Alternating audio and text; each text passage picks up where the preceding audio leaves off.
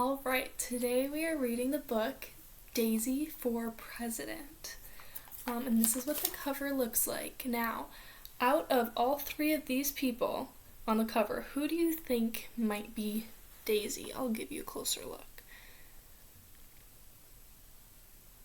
What clues helped you make your guess that this is Daisy? I would also say that the person in the middle might be who Daisy is. She has a badge, and the other two girls don't, and so it seems like she might be wanting to run for president, which is what the title is. And if you notice, Daisy's also wearing a little daisy in her hair, and so that makes me think that that might be her name.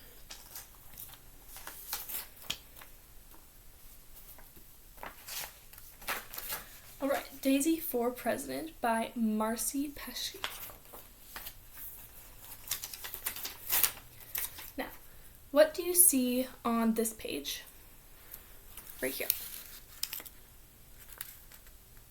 And what do you think that this page might be telling us?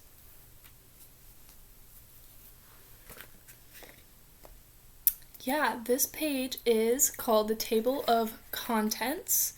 And it tells us all the chapters that are in this book, and it tells us the name of all the chapters, and then it tells us the page number where all the chapters start. Alright, Chapter 1, No Contest.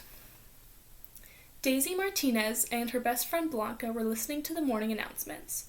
Mrs. Miller, the school counselor, announced that the student council elections would be held in 2 weeks. She added that the students who wished to run for office should see her for form and rules for the campaigning. Then she asked them to stand for the Pledge of Allegiance. Chairs scratched the tile floor as the students from room 210 rose to face the American flag. Daisy was excited to be 10 years old in room 210. She was sure it was a sign she'd have a good year in 4th grade. So far, the year had been great. Daisy was in the same class as her BFF, and they had the cool teacher, Miss Lily. Does anyone know what BFF stands for? That's right, BFF stands for Best Friend Forever. Daisy whispered to Blanca, "Who do you think will run for president?" She put her hand over her heart and began to say the Pledge of Allegiance, but she was looking at Blanca. Blanca started to say the pledge too. "I pledge allegiance to Jason and to the 4th grade class," she said, giggling. No one but Daisy heard her. After they finished the last few words, they both sat down. Daisy agreed Jason would be a great president. He's a super smart and hardworking. Let's ask him at lunch to run for 4th grade president. Miss Lily was standing at the front of the room with her sparkly red glasses setting at the end of her nose. Now, what else do you think that Miss Lily might be wearing along with her sparkly glasses?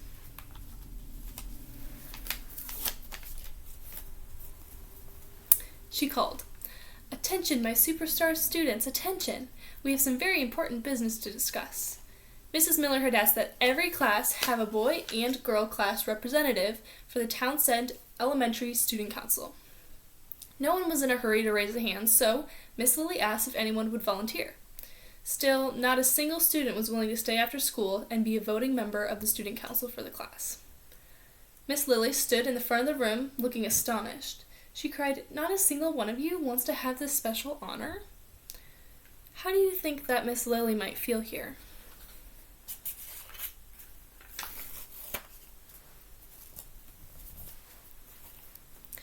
Finally, Jason raised his hand and said, "Okay, I'll do it, but only because I know our student council should be run by the students and for the students." Their teacher happily wrote his name on the slip of paper the counselor put in her box. She gave Jason 2 thumbs ups and proceeded with her quest to find a girl volunteer.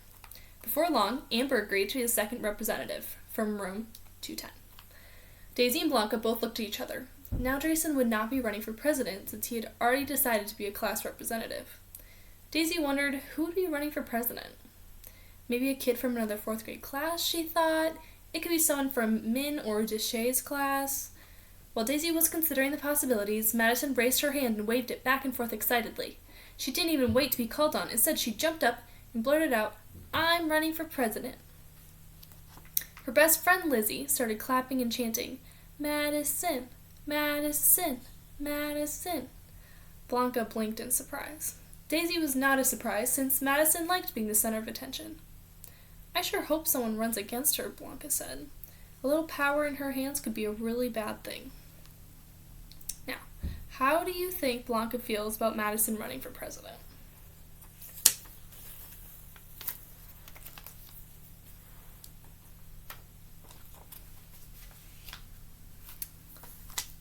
Daisy always tried to see the best in everyone.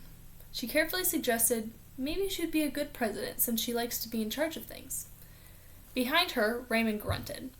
"I don't think so." Then he banged his head on his desk twice, as if the idea of Madison in charge was torturing him. And here is that picture. Now, what emotions do you think that the girls might be feeling in this picture?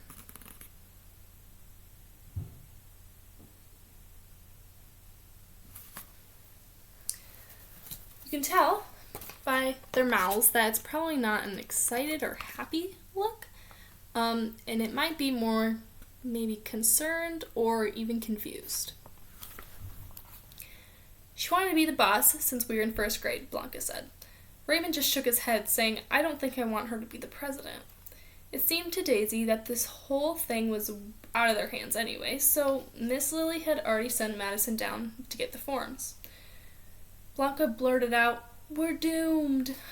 Daisy feared that her friend might be right, but she preferred to stay positive.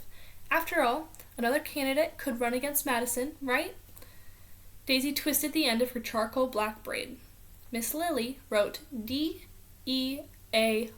on the board. That meant drop everything and read.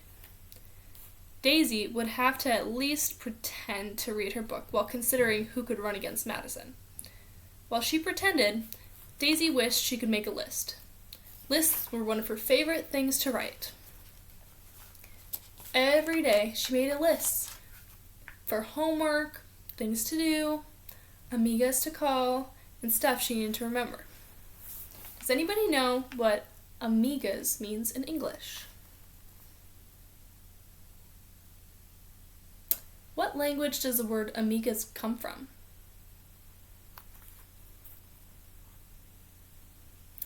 That's right.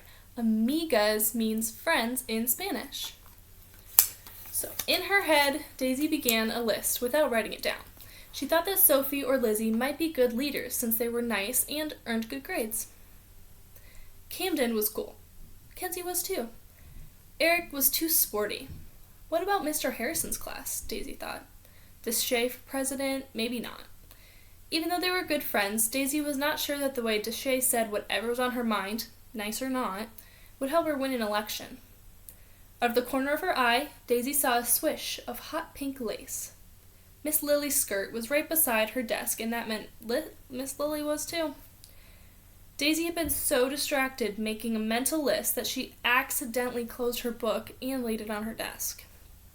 Have you ever zoned out in class or been distracted like Daisy?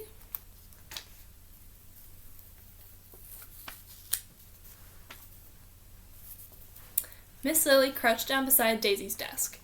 She whispered, "Unless you have special powers, Daisy, it would be impossible to read your book when it's closed on your desk. Is everything okay?" Daisy's eyes darted around the room. The kids in room 210 were all reading except for her. And Madison, who burst into the room at the precise moment and boldly announced that she had no competition. Miss Lily stood up. Raymond asked, "Do we still get to vote if no one runs against Madison?" Looking a little bit unsure, their teacher explained that being new to their school, she was not familiar with the student council rules. But she continued that in her mind, no opponent meant no contest. "Great," moaned Raymond. Now, there are many ways that Raymond could have said great. Do you think that this was an excited or a disappointed and sarcastic great? Excited great would sound like great, and a sarcastic and disappointed great would sound like great.